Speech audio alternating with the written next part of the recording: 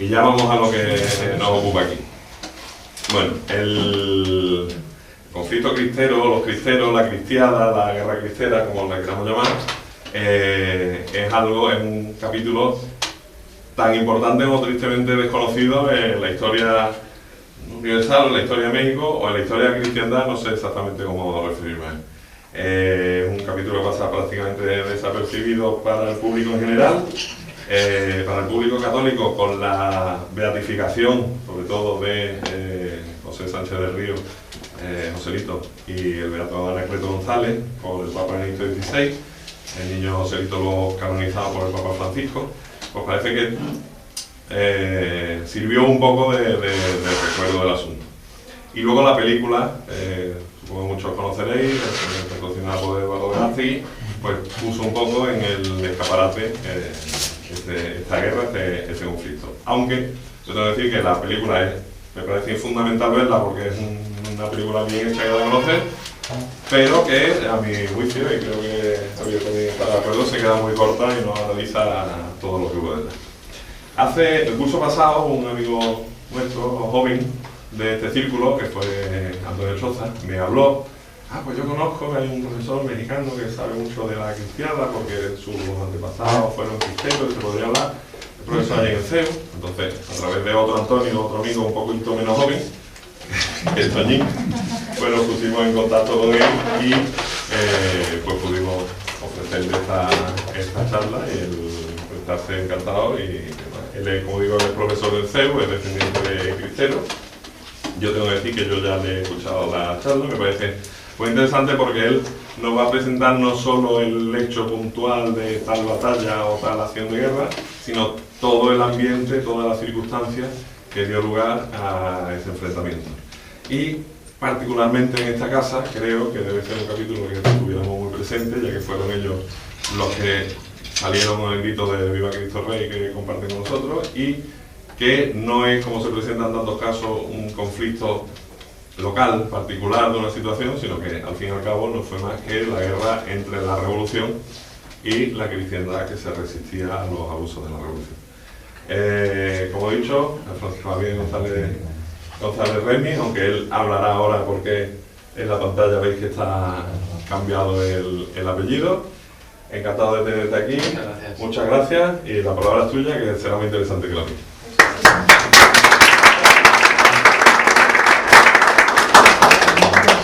Bueno, muy bien, pues agradecer la invitación.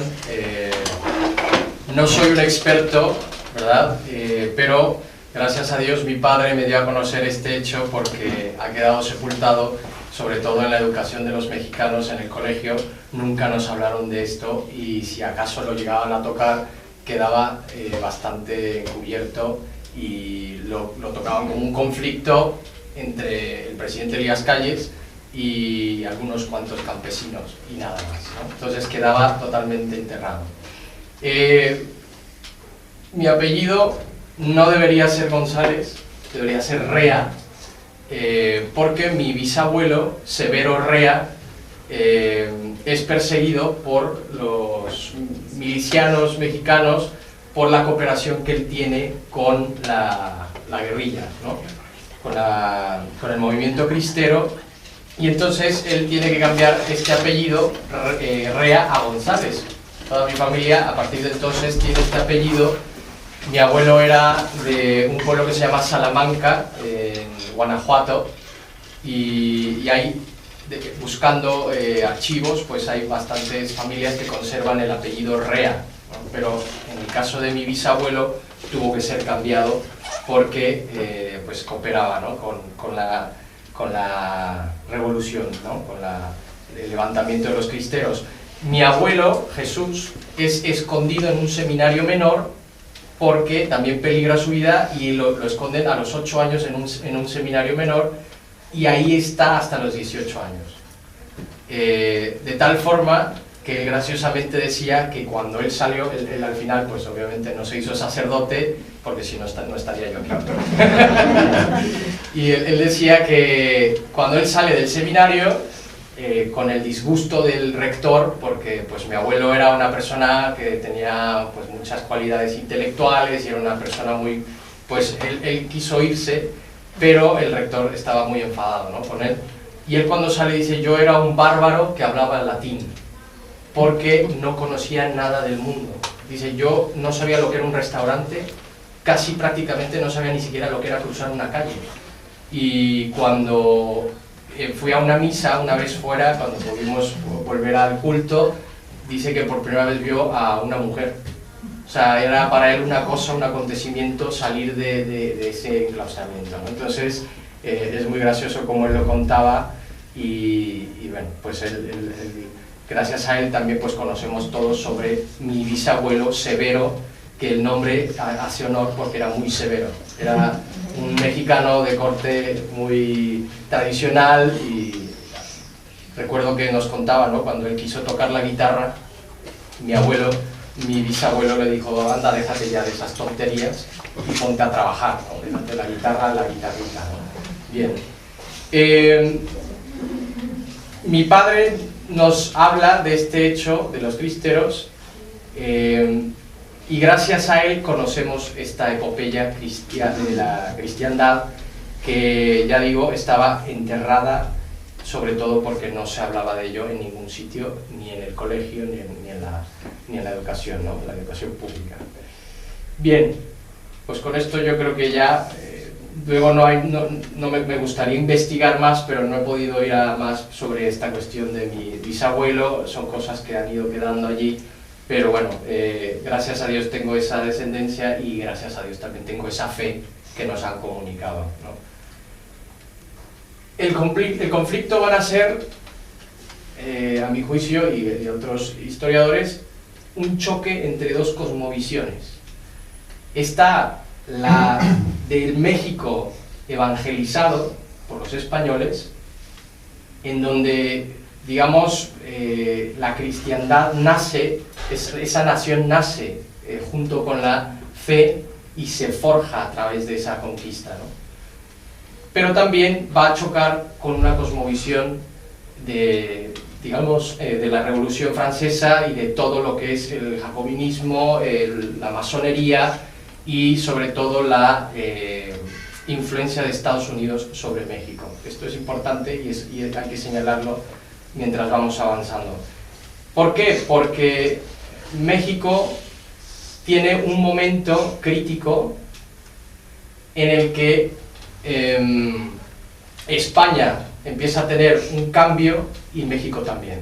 Se suele decir que cuando Estados Unidos estornuda, México tiene pulmonía, ¿no? Pues aquí también España empezó a estornudar y México empezó a tener pulmonía, porque esos cambios empezaron a afectar en toda la organización del virreinato y digamos que empieza a haber esta revolución, querer independizarse, llevado a cabo por dos sacerdotes que son Miguel Hidalgo y José María Morelos. Se les atribuye la independencia, pero no es así. Ellos la inician, pero la inician de mal modo, y la inician con una cacería a los españoles, a los llamados así gachupines, que despectivamente en México se le llama así al español gachupín, ¿no? Carlos Pereira, un historiador, habla de Miguel Hidalgo como alguien que tenía como propósito matar españoles. Ese era su propósito. Y José María Morelos a la vez también es el que lleva a cabo la revolución, la insurgencia. Pero no son ellos los que realmente a los que deberíamos atribuir la independencia de México, sino a Agustín de Iturbide, que es aquel militar, jefe de los militares en España, de los españoles en México, hijo de un vasco, que sí busca la independencia, pero con una raigambre católica. Quiere una nación católica, un México arraigado en la fe católica, y así lo lleva a cabo. Se le llama el primer emperador mexicano, porque él, con el plan de Iguala, lleva a México digamos, a ese surgimiento de un imperio, que dura muy poco, porque a Estados Unidos no le conviene, no le gusta que México tuviese esa raigambre católica. y Agustín de Iturbide en 1824 va a morir fusilado por los independentistas de corte liberal y de corte pues bastante afín al ideal americano. Joel Roberts Poinsett es el embajador estadounidense en México y es él el que presiona para que Iturbide sea desplazado como emperador, ¿no? De hecho, antes de ser el proclamado emperador, se le ofrece a, si mal no recuerdo, a Fernando VII que sea él el que reine en México, y al él no aceptar, pues se le erige a Iturbide como el primer emperador mexicano. Entonces, él ejerce así, pero tiene que huir de México y ante una invitación a regresar es apresado y es fusilado en 1824. Se suceden muchos otros. Aquí empieza México con una cantidad de derramamiento de sangre, de revoluciones cada 3 años, se quita uno, se quita otro, y al final llegamos a un punto donde surge la figura de Porfirio Díaz. Pero Porfirio Díaz mantuvo la paz, digámoslo así, entre la Iglesia y el Estado, porque él no quería conflictos.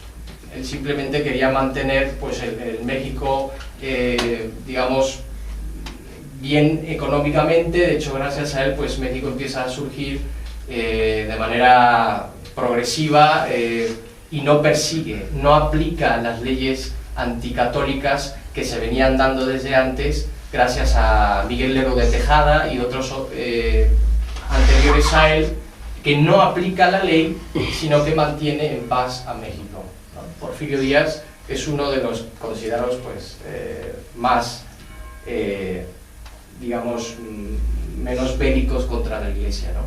Porfirio Díaz es realmente, digamos, el ejemplo del masón tranquilo, ¿no? Porque además se sabe que era masón, ¿no? Bien, lo que pasa es que Venustiano Carranza crea otra vez la revolución, quita a Porfirio Díaz, y entonces Venustiano Carranza es aquel que lleva a cabo ya la verdadera Constitución mexicana de Querétaro de 1917, en la que ya hay unos artículos verdaderamente anticatólicos, antirreligiosos, y muchos de ellos pues son verdaderamente opresivos, ¿no? Esta va a ser, digamos, la parte donde se inicia toda esa maraña, ¿no?, contra la Iglesia. Bien. Sigue Adolfo de la Huerta y Álvaro Obregón, que veremos que también van a jugar un papel posterior a Elías Calles, pero también ellos no aplican las leyes anticatólicas, ellos se mantienen al margen, y será Plutarco Elías Calles quien lo lleve a cabo todo, ¿no? Él va a ser el verdaderamente considerado ejecutor de la ley y de la promulgación de la Constitución de Querétaro. Aquí tenemos a Venustiano Carranza, que fue el que promulga, ¿no?, esa Constitución, que muchos de sus artículos son en contra de la libertad religiosa.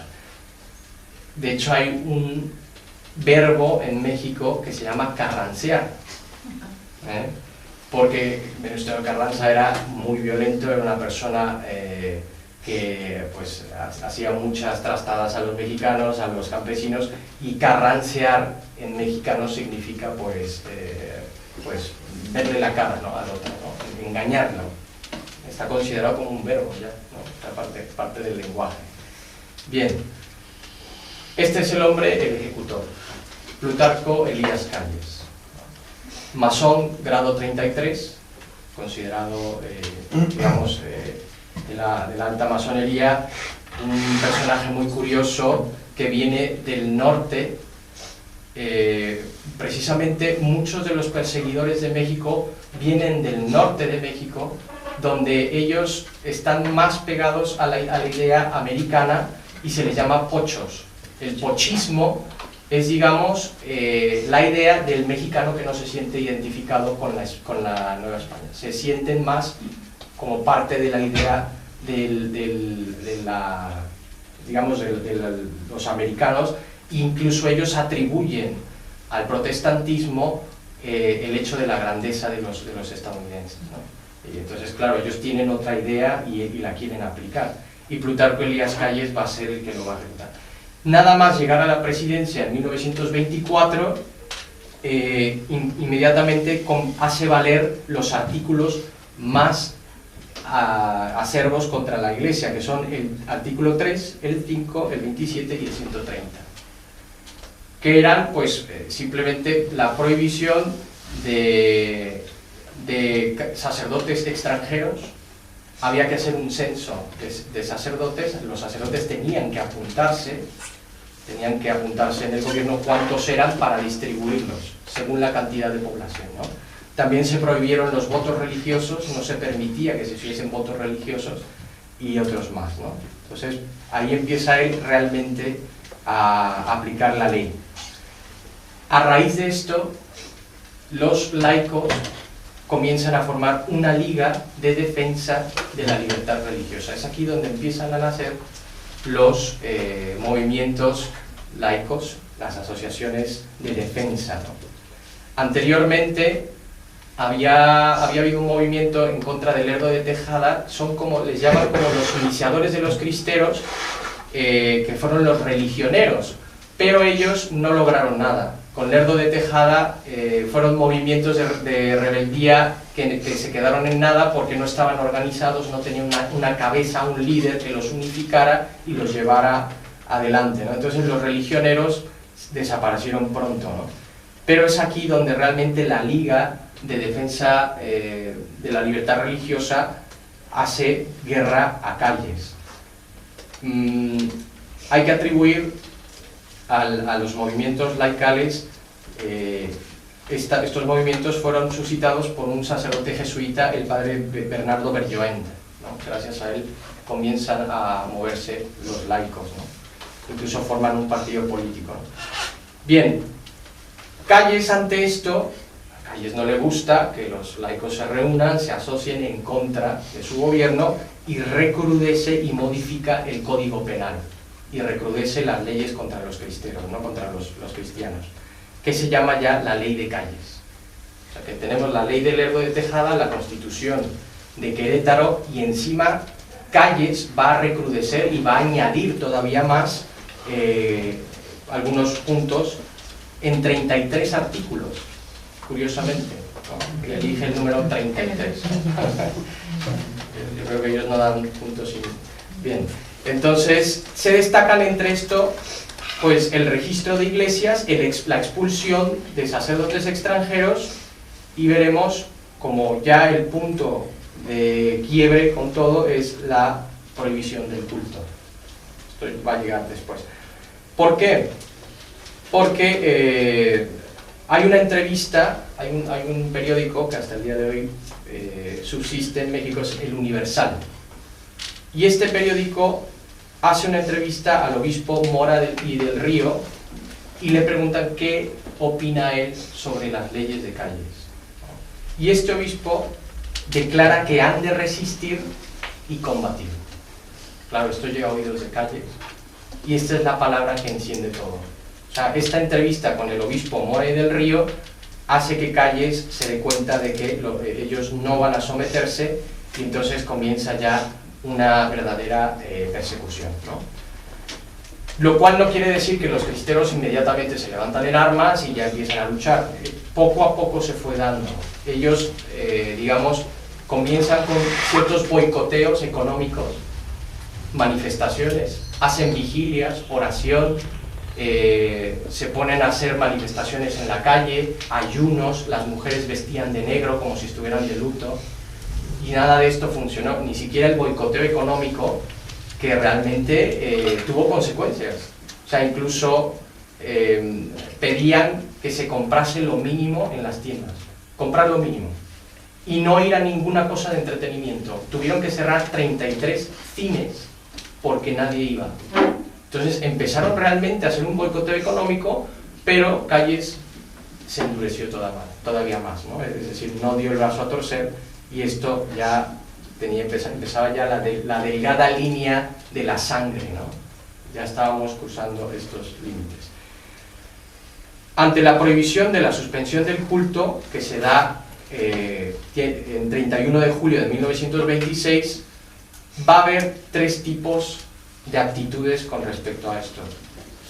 Uno va a ser el bando pro defensa armada, que mayoritariamente va a ser de parte de las ligas nacionales de la Acción Católica de Jóvenes Mexicanos. Va a estar el bando pro defensa clandestina sin violencia, es decir, ellos pues se mantienen en la clandestinidad, que la mayoría pues también son algunos jerarcas de la Iglesia, y luego el bando pro gobierno, en el que algunos participaron, ¿no? Se sabe que hubo sacerdotes que incluso pues celebraban la misa para los generales del gobierno, ¿no? y casaban a sus hijas y le celebraban la misa en casa. Entonces también hubo partes en las que hubo muchas filas desertoras, ¿no? en el ámbito eclesiástico. Bien, entonces ante la prohibición del culto, todavía el pueblo resiste y no quiere dar el pie a la guerra. Lo que pasa es que Calles da un paso más y empieza con el inventario. Dice, no solamente voy a prohibir el culto, sino que ahora vamos a empezar a hacer un inventario de las cosas de las iglesias. Es decir, todo esto nos pertenece y vamos a empezar a quedarnos con las cosas de la iglesia. Y entonces empieza un saqueo continuo de todas las iglesias. Y es aquí donde el pueblo ya no puede más y hacen filas de defensa. Las mujeres sobre todo se ponían fuera de las iglesias para impedir que los militares, el ejército, entrase a las iglesias. Y aquí es donde empieza a haber derramamiento de sangre.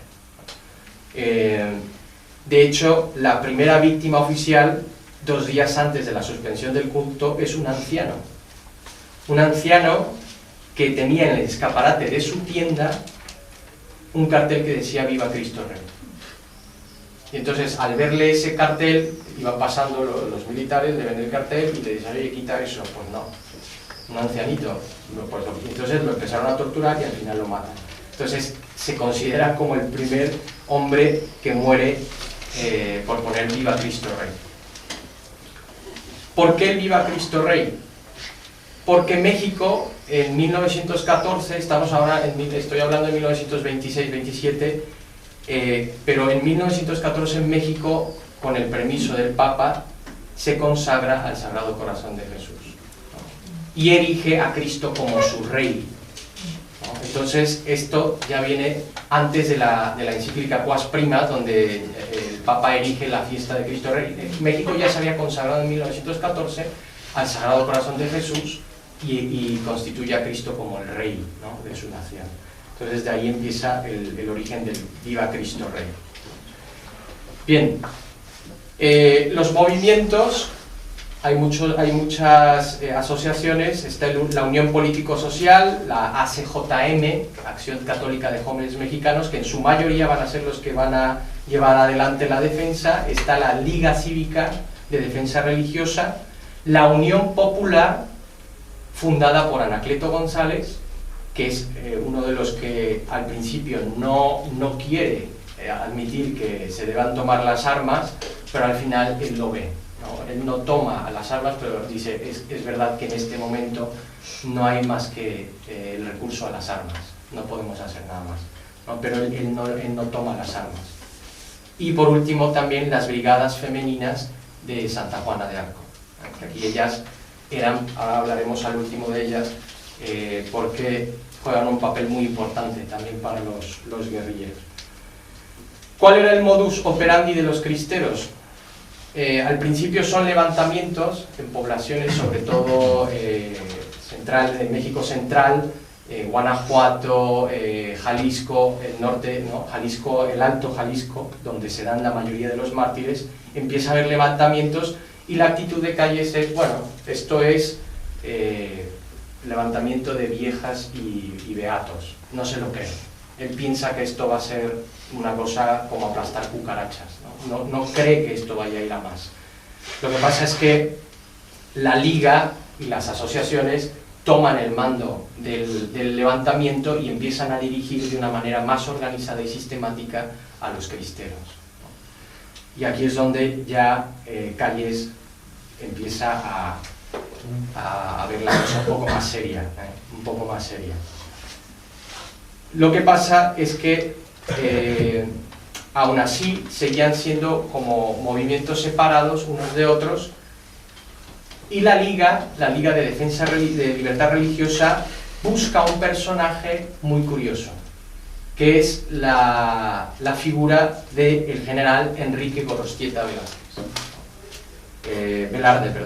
Enrique Gorostieta era un héroe militar de parte del gobierno, del gobierno mexicano, pero no soportaba a Álvaro Obregón ni a Huerta. Y entonces él decía, yo no voy a servir a estos dos señores, me retiro como militar. De hecho, él se retira, va a Estados Unidos, adquiere la posición de coronel, y después ya él se retira y vuelve a México y ya no quiere tener nada más que ver. Y curiosamente es un miembro de la Liga, Bartolomeo Ontiveros, que tiene una relación con él, lo que le conoce, y entonces van a buscarle para pedirle que sea él el que dirija a los cristeros. Y entonces le ofrecen una recompensa, le van a dar un sueldo, le van a pagar cada mes un sueldo y además un seguro de vida, por si él muere, para su mujer y sus hijas, ¿no? Entonces, al principio, pues Enrique Gorostieta es un hombre que, bueno, pues yo creo que estaría aburrido y diría, pues voy a divertirme con estos campesinos. Lo que pasa es que al final ellos fueron los que le cambiaron a él, ¿no? Porque vio una fe tan fuerte que dijo, con estos puedes ir hasta la muerte, ¿no? Es impresionante. Entonces Gorostieta toma el mando. Algunos de la Liga no lo quieren porque le acusan de ser masón. Es una de las acusaciones que empiezan a esparcirse entre la Liga y entre los ACJMeros, que se le llamaba, pero al final Gorostieta da la talla. Él empieza a encontrar a los distintos grupos guerrilleros y los unifica, y verdadero líder, al que ellos siguen y lo respetan mucho. Bien, la relación de Gorostieta con los cristeros era de una influencia muy grande, dice Jan Meyer. Le conmovía ver la firmeza con la que defendían sus principios y la entrega generosa por la causa hasta la muerte si era necesario. Esto le conmueve a Gorostieta. Y entonces se pone en pie un verdadero movimiento popular en contra del gobierno y que empieza a preocupar ya a la presidencia de Elías Calles. Es curioso que el ejército mexicano no podía con los cristeros porque ellos, una de las razones que da Jan Meyer y otros historiadores es que el ejército mexicano no sabía usar el caballo, no eran buenos a caballo. En cambio los cristeros eran jinetes natos y sabían moverse con el caballo, sabían todo el panorama, dónde esconderse, dónde no. Y entonces, claro, se encuentran con gentes que se les escabullía y no pueden controlarlos. Entonces, el número que lo superaba, realmente lo superaba, pero curiosamente empiezan a darles la batalla, y hay zonas en donde incluso ya no llegan a entrar el gobierno, que es sobre todo en el Alto Jalisco. Ya no entran porque saben que tienen la batalla perdida. Es impresionante, hay verdaderas victorias donde los cristeros entran en poblaciones y se les aclama gritando "Viva Cristo Rey". Entonces aquí empieza a preocuparse Calles. Otra razón para preocuparse: muchos de los soldados del general Amaro, que era el que conducía a los militares mexicanos, estaban descontentos porque ya no había recursos, se les estaba acabando los recursos, no había con qué pagarles. Y hay un general, el general Escobar, que se rebela ante el gobierno y crea otro movimiento en contra de Calles. El escobarismo también juega un papel muy importante aquí porque son militares de las filas de Elías Calles que se desvinculan ante el descontento de pues cómo los tenían, les obligaban incluso a fusilar cuando ellos no querían, y si uno se negaba lo fusilaban a uno. Es que pensamos que había muchísima maldad dentro de los militares, pues no del todo, ¿eh? Hubo algunos que cuando les decían que tenían que fusilar a un cristero se negaban. Y entonces, ante la negación, el general decía, pues tú vas a ser fusilado y quien no lo haga será fusilado. Entonces, claro, ellos tenían que proceder a matar. Luego también hubo muchos que realmente mataban con mucha saña, ¿no? Podría describir muchos de los episodios sangrientos, pero realmente es que es abominable lo que se hizo, ¿no?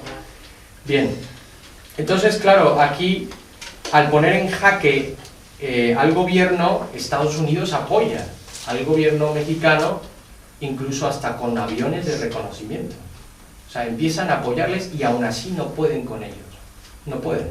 Entonces, ¿qué es lo que quedaba? Pues probablemente llegar a un acuerdo. Aquí empieza a sonar ya un cierto acuerdo para poder calmar los ánimos, ¿no? Porque veremos que hay muchos intereses encontrados en los que la economía mexicana empieza a ser golpeada, a Estados Unidos no le conviene que esa guerra siga por razones de inversión, Wall Street está empezando a ponerse nervioso, muchas razones, ¿no? Que dan también los historiadores. Y cuando Gorostieta vislumbra la victoria, también empieza a temer el arreglo, porque los arreglos empiezan a llevarse en silencio, sin conocimiento en principio de los cristeros. Lo que pasa es que hay una filtración por la prensa y los cristeros se dan cuenta de que está habiendo un arreglo. Y entonces ya Gorostieta dice, ya estamos en un punto de arreglos y probablemente se vaya a llevar a cabo, ¿no? Entonces veremos que se lleva una gran decepción, pero también respeta, ¿no? Respeta a los cristeros. Ahí podéis ver cómo era la dinámica de la guerra, ¿no? Una misa, se hacían velas nocturnas ante el Santísimo en el campo, antes de ir a la batalla, siempre comulgaban antes de salir a la batalla, se celebraba la misa, se hacían procesiones, etc., ¿no? O sea, el fervor nunca más mejor vivido, ¿no? Y bien, pues Gorostieta, al enterarse de que empieza a haber ciertas negociaciones, claro, él dice a uno de sus generales algo profético, algo que es profético y que después ocurrió. Y este es el texto. Le dice a Santiago Dueñas, que es su mano derecha: mira, Santiago Dueñas, yo no quiero ser profeta, pero si estoy seguro de que si alguno de nuestras cabecillas escapa con vida, en el caso de que entreguemos las armas al gobierno, podría tenerse por milagro. Eso no les importa a los que juegan a la alta política, aunque sean personajes muy distinguidos del clero. Al fin y al cabo, después de la luna de miel que tan cara le costará a nuestro pueblo, nosotros vendríamos a ser un peligro constante para unos y una viviente acusación para otros, y que la tirantez de relaciones entre el clero y el gobierno va a volver, no lo duden ni un momento. La hora de las desilusiones para los obispos llegará pronto. Y esto es lo que se va a cumplir. Hay un primer acercamiento de acuerdos con Calles, pero Calles se niega. Él no quiere dar el brazo a torcer.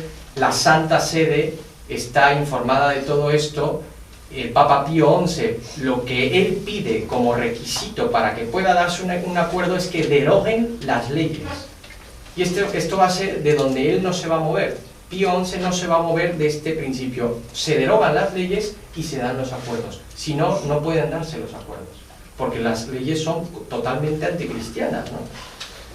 Pero Calles no da el brazo a torcer, cambia la presidencia en 1927 y va a subir Álvaro Obregón de nuevo. Y aquí va a haber un peligro. Aquí tenemos a Enrique Gorostieta, que Álvaro Obregón sube a la presidencia y un chico muy curioso que se llama José León de León Toral. Erróneamente piensa que la cabeza de toda la persecución religiosa no es Elías Calles, sino Álvaro Obregón. No se sabe bien si este actúa por propia voluntad o había un complot detrás. No se sabe si el tiranicidio que él comete es por cuenta propia. Probablemente sí, porque era un chico, digamos, de una familia acomodada, deportista, que tenía ideal pues de llegar a ser pues en una carrera, y no era una persona que estuviera en las filas de los cristeros, digámoslo así, pero él decide matar a Álvaro Obregón una vez que es elegido presidente.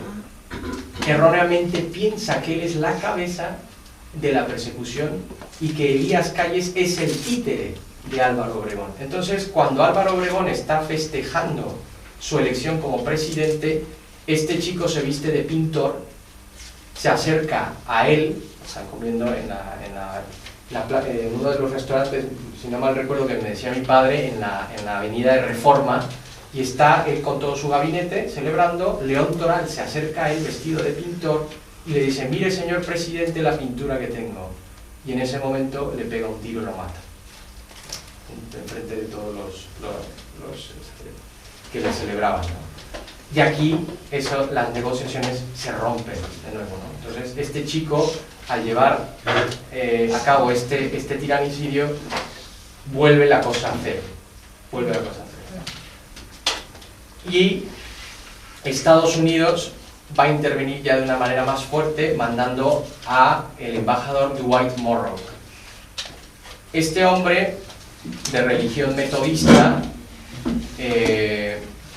quiere a toda costa llevar a cabo los acuerdos entre el clero mexicano y el gobierno mexicano para que se solucione toda esta cuestión. Quieren parar, ya es que es mucha sangre, económicamente no estamos beneficiándonos, en fin, ¿no? Y además la idea de Estados Unidos era la implantación de el protestantismo en México.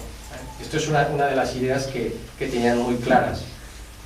¿Cuáles son los puntos que alude el clero mexicano para que se llegase al arreglo? El primero es la falta de sacramentos. Ellos, los obispos, dicen que el pueblo está perdiendo la frecuencia de los sacramentos, que tienen muy pocas probabilidades de ganar, no están ganando, lo cual, bueno, podría ser discutible.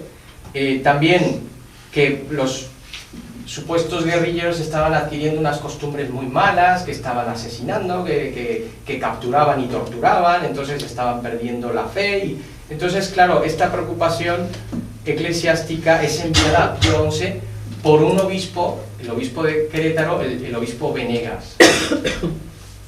Y esto es una de las primeras informaciones que llegan a él. Por parte del gobierno, Estados Unidos presionaba para que el conflicto se terminase cuanto antes. También de las filas de los conservadores, que estaba saliendo un candidato posible a la presidencia muy afín a los católicos, que es José Vasconcelos.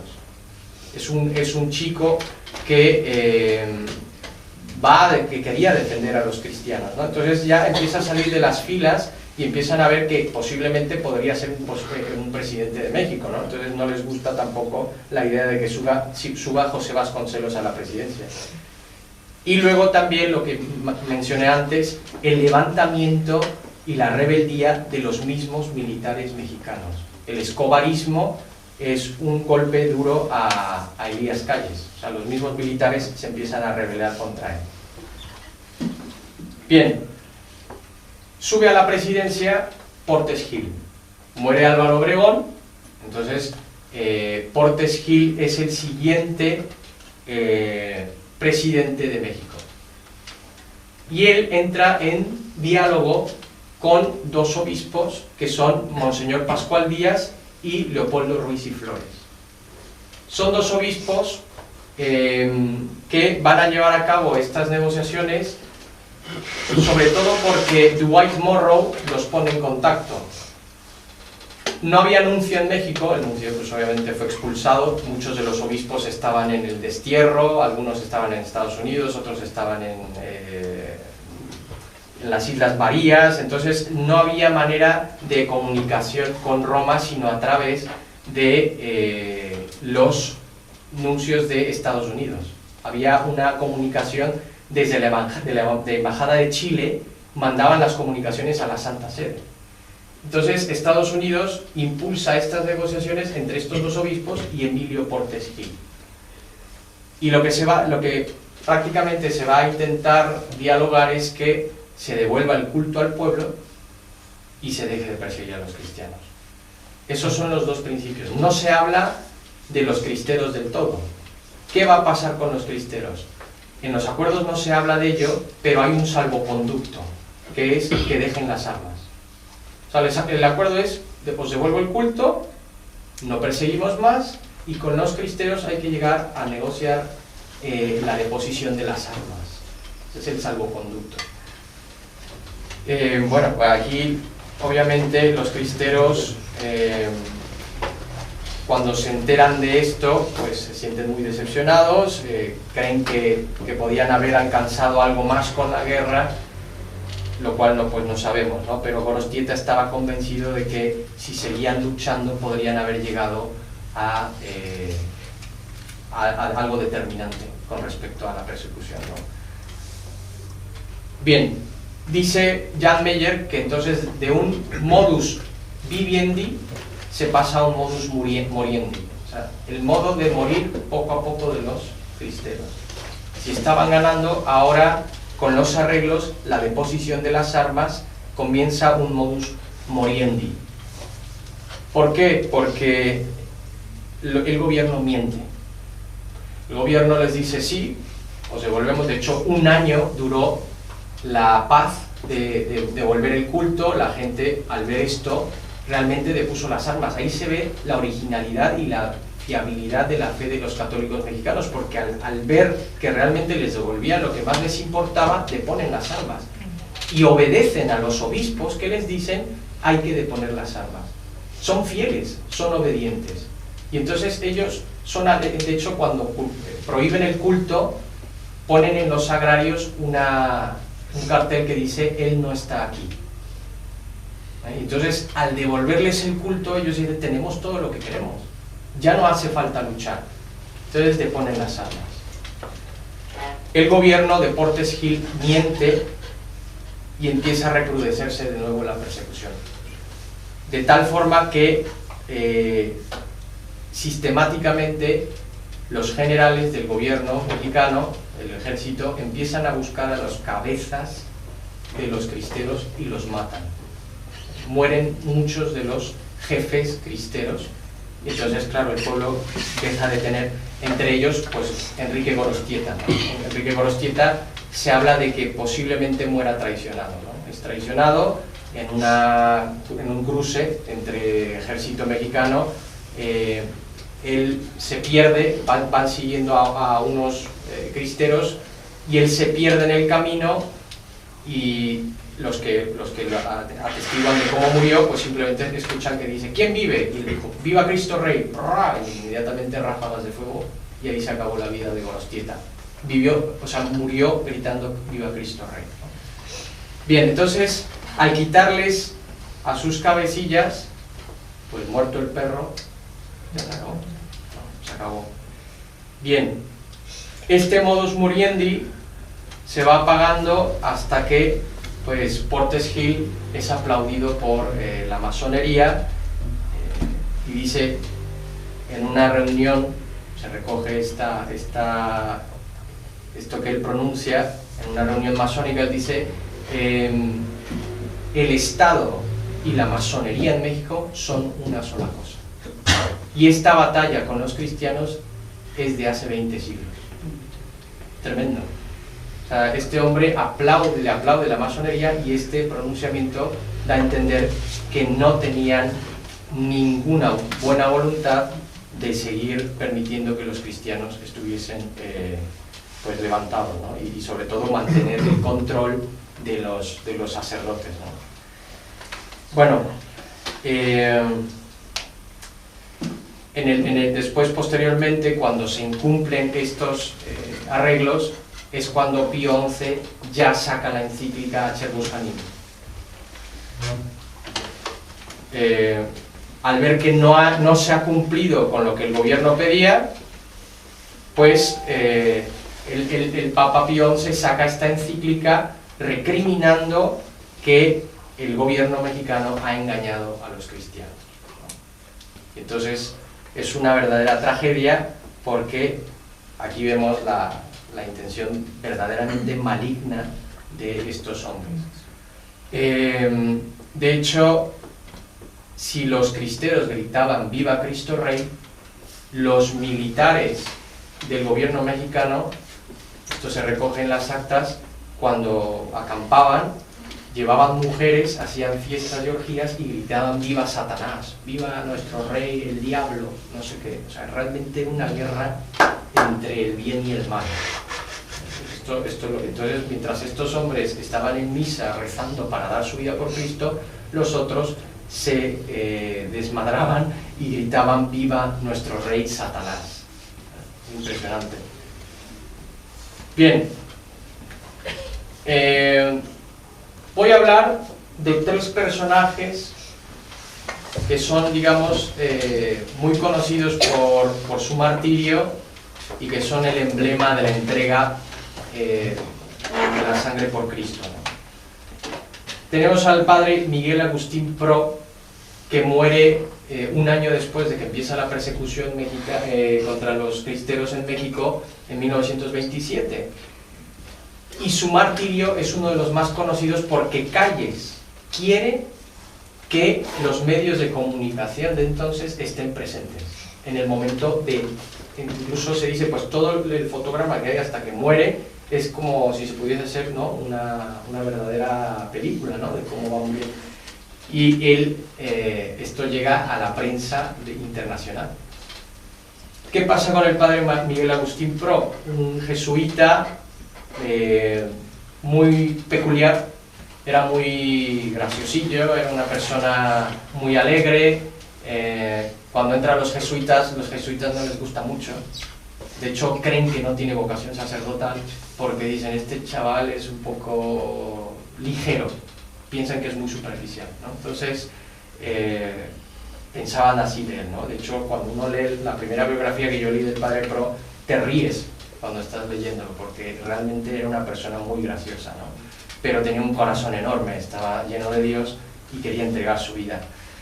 Él viaja en sus estudios como seminarista aquí a España y después va a Bélgica, donde termina sus estudios y es ordenado sacerdote. Lo que pasa es que él enferma de una úlcera en el estómago que lo mantenía muy enfermo, y los superiores, al ver que él está muy mal, no sé cuántas veces le operaron del estómago, dicen: bueno, pues mira, si él ya está en las últimas, vamos a mandarlo a México y que muera en su país. Y entonces lo mandan a México en 1927, pero él quiere, antes de ir a México, pasar por Lourdes. Y entonces en Lourdes, él le pide a la Virgen de Lourdes que le cure, y lo cura. Y además le pide que quiere dar la vida por Cristo y sus hermanos en México, y se va.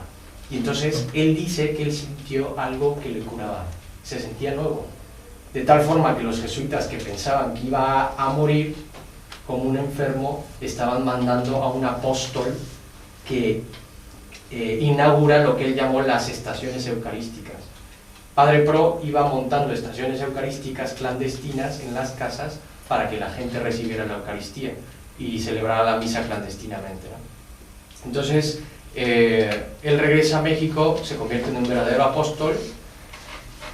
Su familia participa de la Liga Nacional de Defensa Religiosa, sus hermanos sobre todo, y se les acusa por el atentado, no de León Toral, sino uno anterior que tuvo Segura Vilchis contra Álvaro Obregón, pero fue un atentado fallido.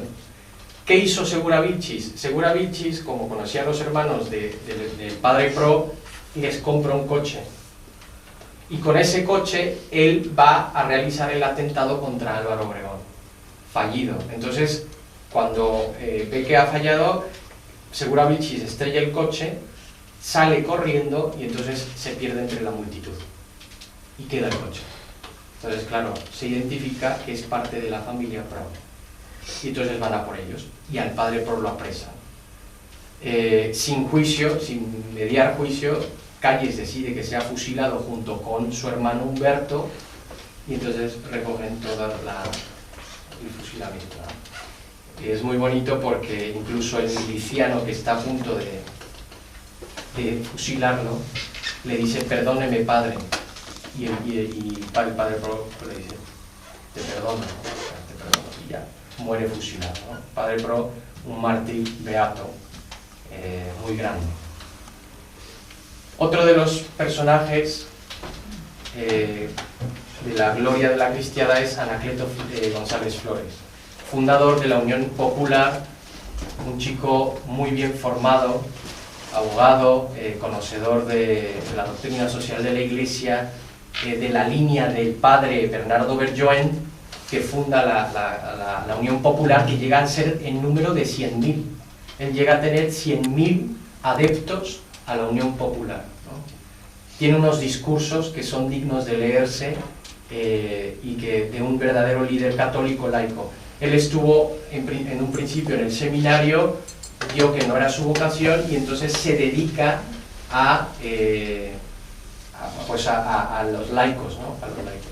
Él no toma las armas, como en un principio dije, no está a favor, pero después ve que es necesario, pero él no toma, digamos, las armas, se mantiene al margen, pero al final es apresado y es fusilado, ¿no? Y entonces ahí tenéis la imagen de su esposa con los hijos y él está allí, digamos, velando el cuerpo, ¿no? Este es el cuerpo de Anacleto González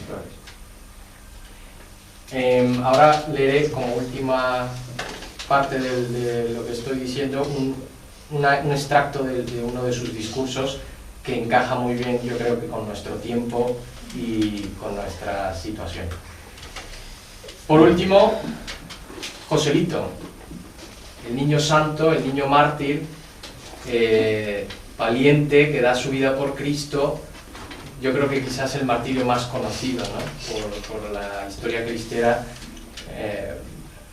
Él es apresado por los militares en un momento en el que están siendo perseguidos. Él deja su caballo a un general cristero y por hacer ese acto de generosidad él es capturado, ¿no? Y entonces, al ser capturado, es llevado a lo encierran y él sabe que va a morir, incluso escribe algunas cartas a su madre. Los militares lo único que le piden es que grite: muera Cristo Rey, ¿no? Le invitan pues eso, a blasfemar, él se niega y entonces comienzan a torturarlo. Al ver que no cede, pasan los días y proceden todavía a ensañarse más con él, y esta era una de las torturas, que era rasgarle las plantas de los pies, ¿no? Y lo hacen caminar por horas, hasta el cansancio, ¿no? Y le siguen repitiendo que él debe gritar: muera Cristo Rey, y le dejarán en paz, ¿no? Entonces él se niega rotundamente y entonces lo llevan a un templo donde estaba, de los templos que ocuparon los militares. Habían hecho un corral de gallinas donde estaba el sagrario. Fijaros la maldad, ¿no? Habían puesto gallinas suyas en donde estaba el altar y ahí lo ponen a Joselito. Y Joselito, al ver que eso era un verdadero sacrilegio, a la mañana siguiente los militares encuentran a todos los pollos con el pescuezo torcido. O sea, Joselito le rompió el cuello a todas las gallinas. Entonces los milicianos, al ver esto, dicen: ¿pero a ti qué te pasa, niño? Entonces